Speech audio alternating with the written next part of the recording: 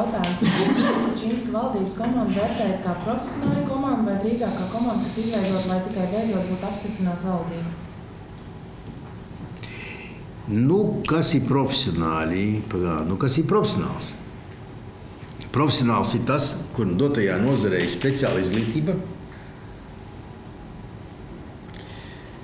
Viņam jābūt ir pieredzei, pie tām jābūt pieredzei ne tikai, nu, piemēram, skolotājiem, bet viņam jābūt arī pieredzei kā vadītājiem nozarē, tad viņam jābūt ir bijušam, nu, vēlams, bērndārza direktoram, skolas direktoram, tehnikuma direktoram, augstskolas rektoram, jābūt ir zinātniskā institūtas tur vadītājiem, ja?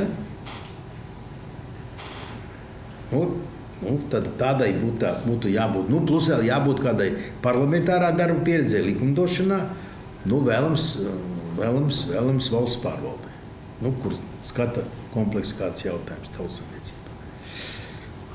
Nu tā, nu, ar šādiem kritērijiem tur nav daudz, kas atbilst. Nav daudz, kas atbilst. Un varbūt arī tādi ideāli varianti jau tur grūti. Pie tam vēl būtu jāsaprot pašvaldības, ja? Teritoriālais griezums, ja? Tad jābūt kādas pašvaldības vadītājiem, vēlams pietiekami lielas. Ja? Nu, citur bijuši pašvaldību vadītāji, sāksim ar to. Ir bijis Augulis, Kučinskis. Viss. Pārējie nedara.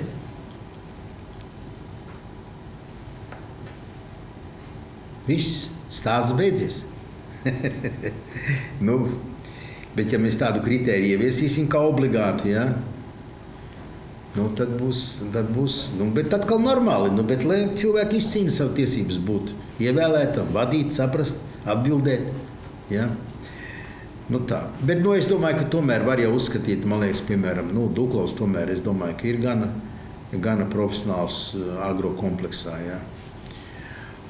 Jo cilvēks jau mācās un iedziļinās un daudz ko cenšas izprast, tas ir tāda ļoti individuāla pieeja. Jā.